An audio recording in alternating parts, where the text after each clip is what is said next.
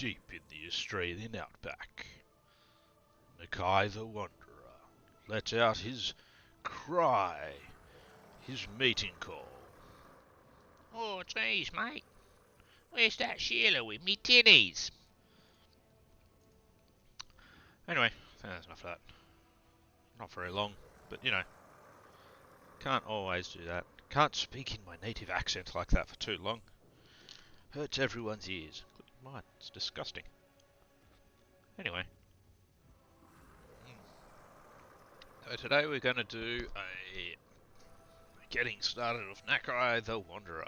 Can't imagine it would be very popular, but with the amount of "oh my god, what else?" going around at the moment, I don't think that matters too much. So I figured I'd just get him out of the way. So to start with, he is a Horde faction, and on Mortal Empires he starts on Albion, of all places. Seems a bit weird, but whatever. Being Horde, when he conquers settlements, instead of blowing them up, he leaves a vassal behind, which isn't too bad. He has recruit rank of +3 for Crocs Ancients, which are pretty crap, so I'm not going to be recruiting them anyway. Lord effects, he adds 5 melee defense to Croxagore and Sacred Croxagores, and he has a recruitment cost of -10 to those same things. He starts with extra Croxagores and Sacred Croxagores. Sacred one's pretty good actually. I'll be doing this on Legendary, of course, and everything, as always, will apply on lower difficulties, but your mileage may vary depending on what exactly happens. So, as always, things will be a bit different on lower difficulties, but not a huge amount different. Probably mostly cheaper. Battles will be a bit easier. Oh, don't mind me just yawning there. It's, I won't say early in the morning, but it's still morning. It's just been fairly recently that I got up, so I'm still having my coffee. It's delicious coffee. That's the main thing, really. Alright, so Nakai, honestly, is a real pain in the ass. So it starts out here on the little island of Albion. You start at war with, who are these guys? Van Heimlings. Alright. So Nakai himself starts out with a couple of Sauruses, and that starts with those Crocscore, which are quite handy to have. His skill tree is not really that spectacular. There's a bit of stuff about him being better at bashing stuff, but he's a large target, and he's got low melee defense, so he's not that great anyway. He also has a few little bonuses along here. Discouraged effect isn't too bad. He's having more speed for his army, and frenzy for all the Croxagore units is pretty good, and a better casualty replenishment rate. By the time you actually get that Horde +3, you don't need it anymore, in my opinion. Having Unbreakable is not necessarily a buff as well, but it's not a nerf either. Everything else is pretty much the same for these two lines. Up here you've only got a couple of items for him to get. One's not anything exciting, to be honest. You can get better items just in your blue, just from blue items. And for the Ogden Shard, that's not too bad. A high magic resistance is always good, and casualty replenishment rate's good as well. I don't think you need to worry too much about your Untainted. As a Horde, doesn't really make a difference, to be honest. Precision of the old ones, more hit points, more leadership. Yeah, nothing too exciting there. So, unfortunately, he is not the most exciting of Legendary Lords.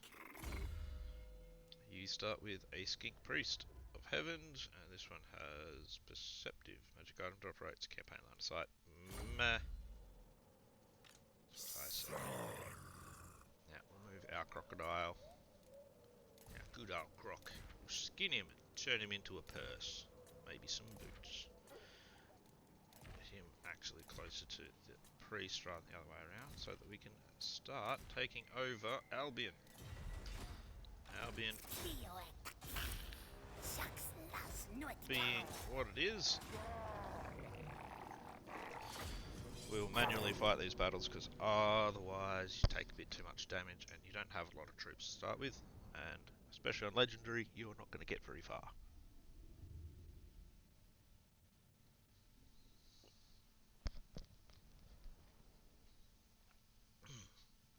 I've tried doing these in just auto-resolve and it doesn't really work.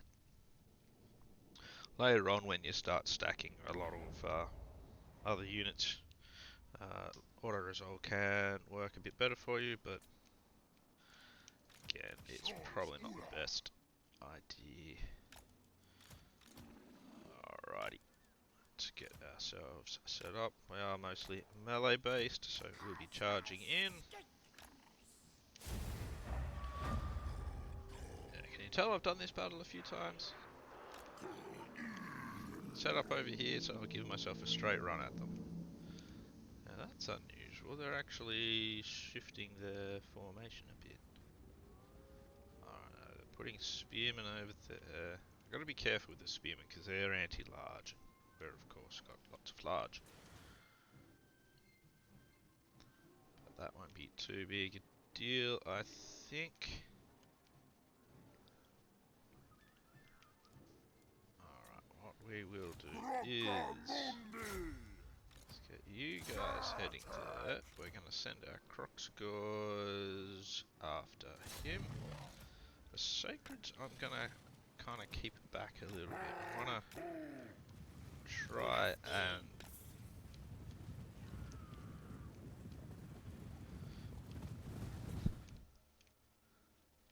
see what we do here.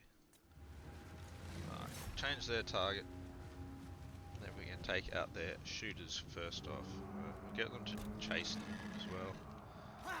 While we're at it, are they shielded? Don't know if they are. Javelins up here.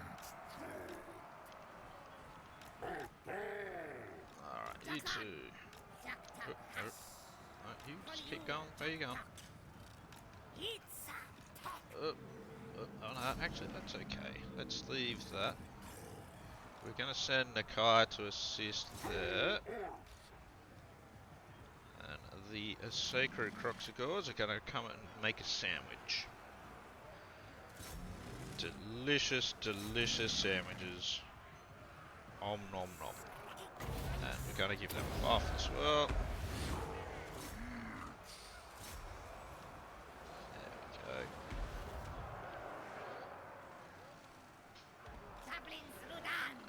Javelins are probably going to get a bit of friendly fire here, but that will be okay. We should be able to break both of these units fairly quickly.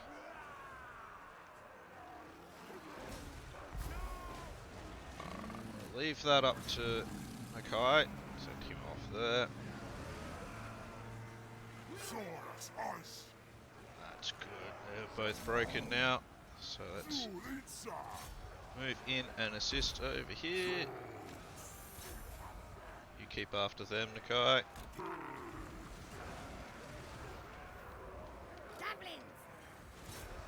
Javelins are out of javelins now, so...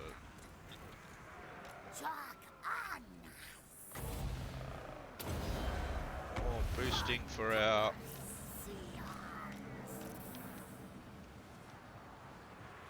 them, and into the back over here. Braking again, that's good.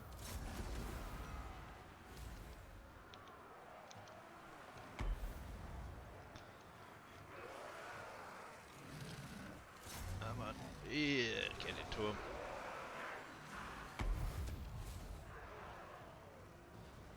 There we go.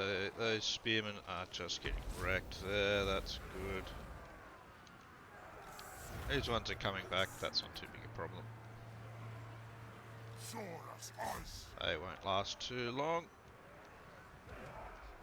Alright, they've shattered over there, that's good.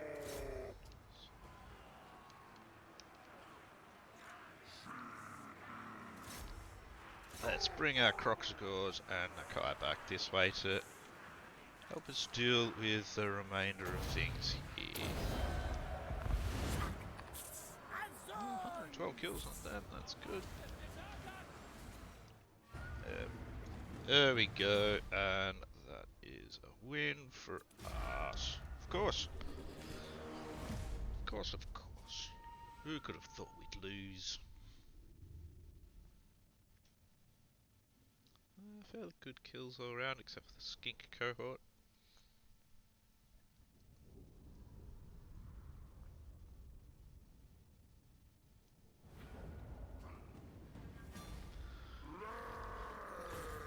Decisive victory!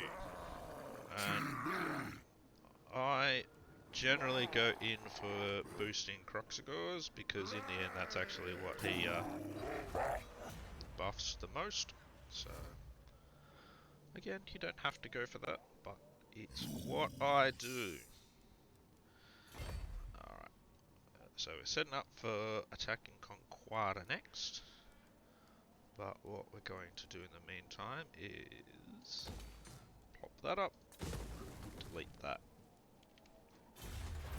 Alright, research wise, we're going to start with growth. So up here, yeah, you get more army capacities and all this sort of stuff, but let's face it, you really don't need those. You're not going to have a lot of armies, especially not early on. Getting horde growth is very important. I tend to almost go along completely along this bottom line first. That'll get you really all the horde growth you actually need for Nakai. Anyway, so I wouldn't actually spec him into the horde growth. It is a bit of a waste of points in this case, because once he's grown, you don't really have to worry about your other armies or anything like that growing, so I wouldn't worry about spawn pizza. And yes, I know I'm getting rid of recruitment building. It seems very odd to start with, doesn't it? Harmonic convergence for him, because we don't have a choice. Getting Wind Blast next would be great.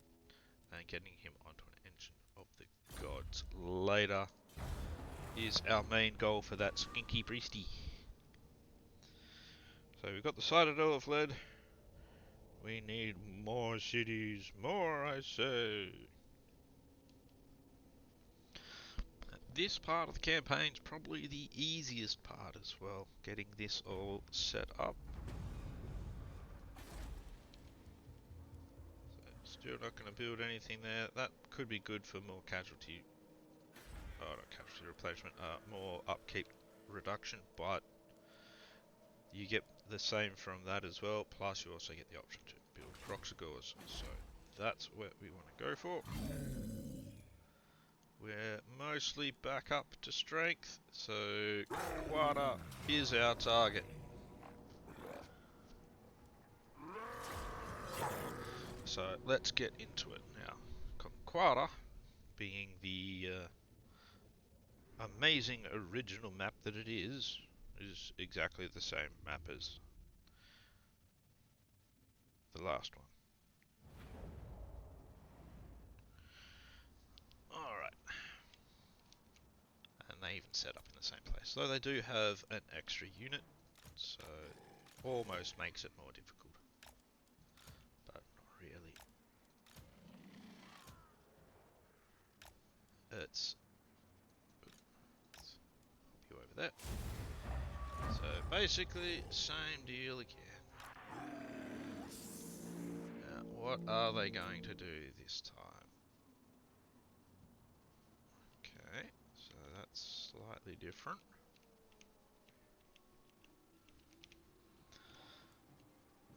Okay, let's see. Where's the best place to send my units? Let's put this on normal speed while I send units in. You guys go that way, go there. I'm going to send you into there. You just come up as well. Where am I sending him again? There. Send him up there.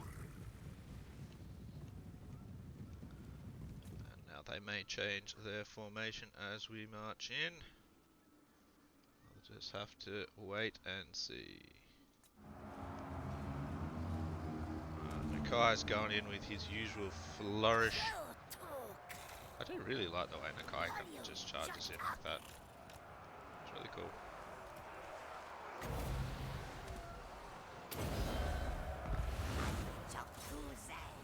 Alrighty, and you guys are going to pepper them.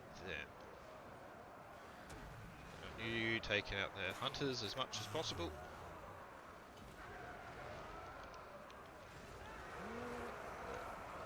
That's gonna be a difficult combat for them. Crocs should be able to beat them okay. You guys just keep absorbing their fire. That's good. Let's if we can smash them a bit.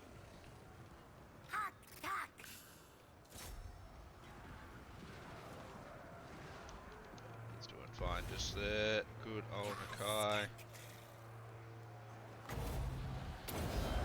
Off those Crocs.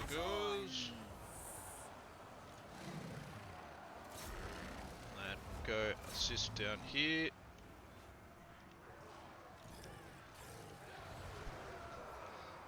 Nakai's doing just fine.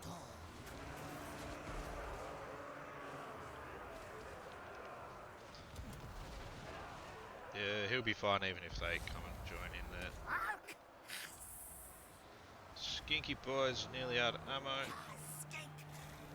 That's basically them done. Don't fire at the marauders actually. Fire at the spearmen. Not gonna make a lot of difference in the end. Gonna get them broken. There we go, that's good. You guys move on to that, you guys move on there.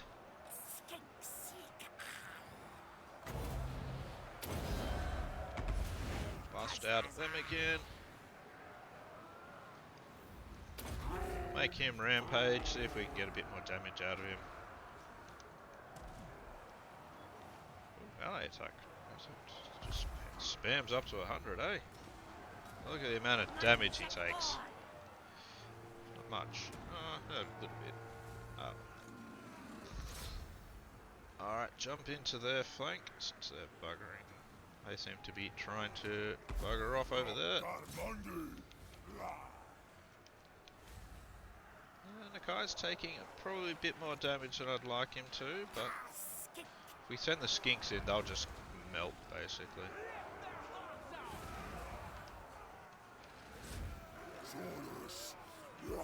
Let's pull the Saurus Warriors out of there and get them across to assist over here with the Sacreds. Yeah, Nakai's having fun, he's just dancing around.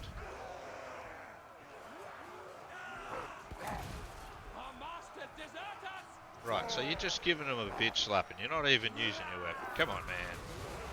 That's the way. How are we doing over here? They're running away from the Sacred Croc scores. Probably the smartest thing to do. How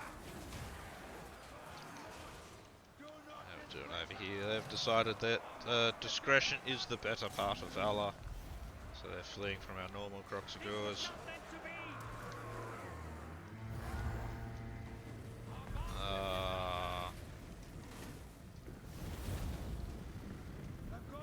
And they flee from the hammer-wielding psychopaths. Probably again, wise decision.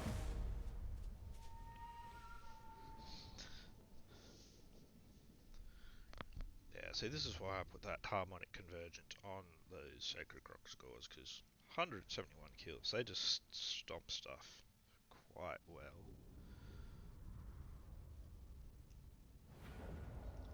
So, as far as I'm concerned, they are actually a very good investment.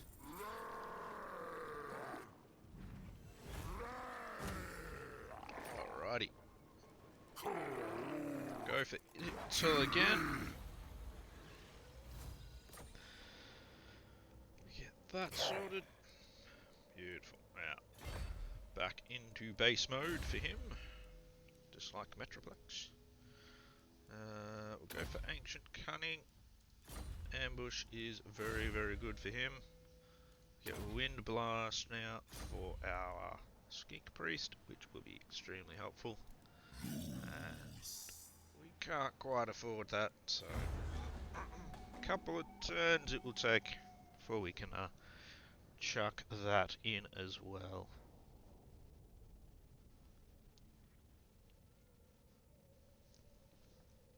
But during that time, going to make our way across this way. Back into Metroplex mode. Again, we'll have full replenishment before we get to the Isle of Wights.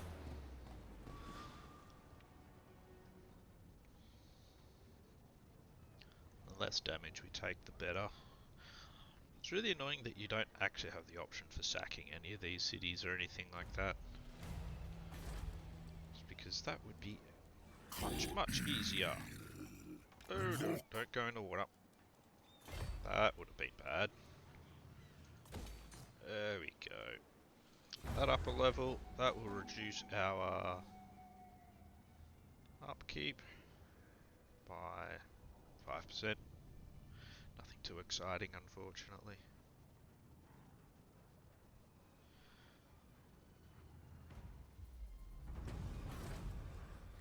And let's, while we're here, throw in another Crocs score unit. Or just wait one more turn. Just to make the battle easier. We will still manually fight it. But now that we've actually got a damage spell on the Skink Priest as well, the whole battle goes a lot easier. As I will demonstrate.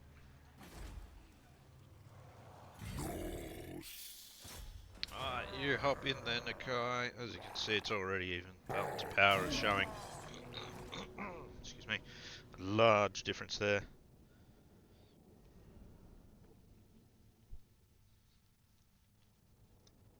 If you can flank with these large units, it is really good. They are definitely much better at flanking over holding the line. Yep, come on. And yes, yet again, so imaginative there at Creative Assembly. 3 maps exactly the same on one island. So that's not exactly the best, I have to admit. Righto, so this should be a lot easier.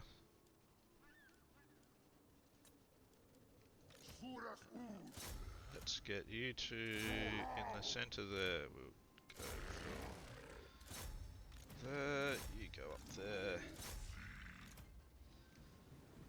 Get you guys over here, you're gonna have some stuff to do. Righto, everyone's moving, so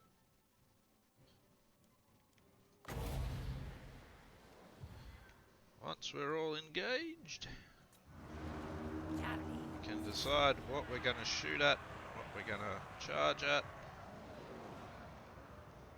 and what we're going to wind blast. So let's start with that wind blast. We'll throw it in up here. Yep, that looks pretty good.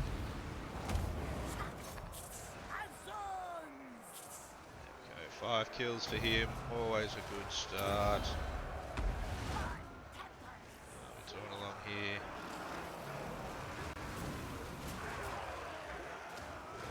Things seem to be going relatively swimmingly.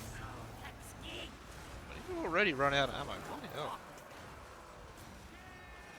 You guys just act as a bodyguard for the Skink Priest. Already got some runners over here.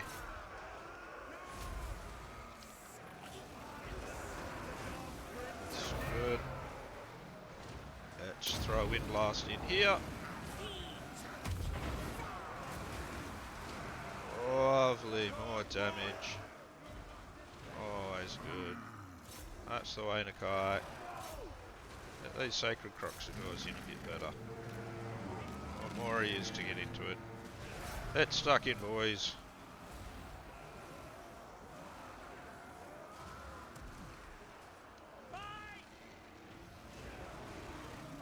Alright, so that's them on the run. That's good. Let's give it to these guys. I could probably do with a little bit of a hand down here.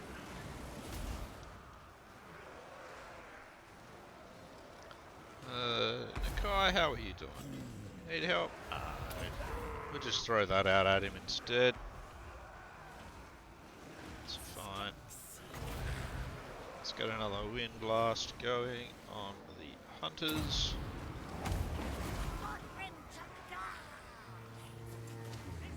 Looks like that's gonna cause a lot of problems. There we go. Wind blast makes a big difference. Having a second Crocs score unit makes an even bigger difference, really.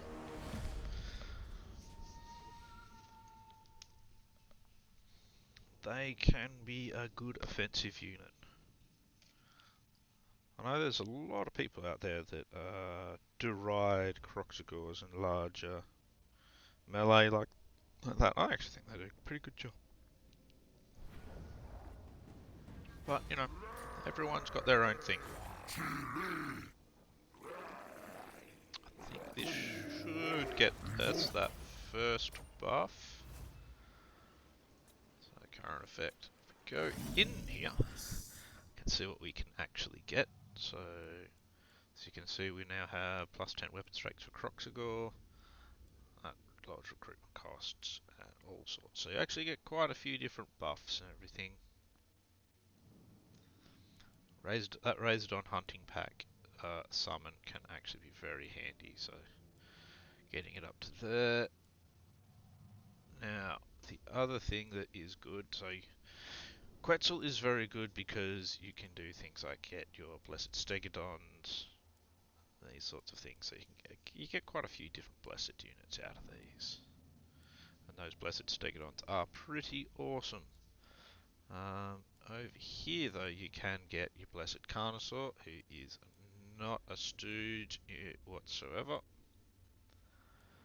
Over here, these ones aren't as good, but if you do want your magic, that's actually not too bad.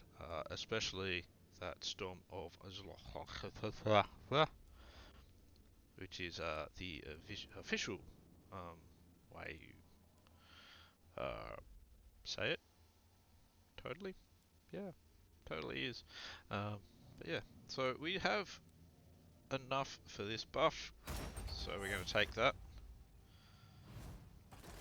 Now what we can do is we'll pop into Metroplex mode, and we're going to grab a Skink Chief. Specifically, we'll grab a Cunning one.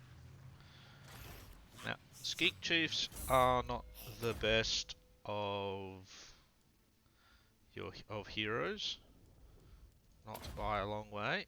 They are quite rubbish in combat to start with, but they also cost fuck all. So I believe, if I go back in, which I probably should have shown while we're there, yeah, 96 upkeep, so much cheaper than the rest. Quickly just pop that in. So much cheaper than the rest, and he also, most importantly, can be put on a Stegodon later, so very important that. And it's good to have a scout at this point. Obedience brings victory, we don't want that. We'll take that, and over here we're going to take Uranion's Thunderbolt, just to add to his arsenal of dangerous spells. But that is where Nakai is going to sit for the moment. He's just going to sit here and watch. And we will continue with the guide in the next turn. Sorry, next turn. In the next episode. Ooh, we might even go to the mysterious island. Mysterious. Now, the next episode is where it gets a bit harder. Because it's all about where do you go now. That is the hard part, to be honest. Oh, a sea corpse as well. They are good for money and good for leveling, but at the same time, we don't have enough for it to take out a sea corpse, I don't think. But anyway, hopefully this has been a helpful little guide so far, and hopefully I will see you in the next episode. So till then, hope you have a good one. See you soon.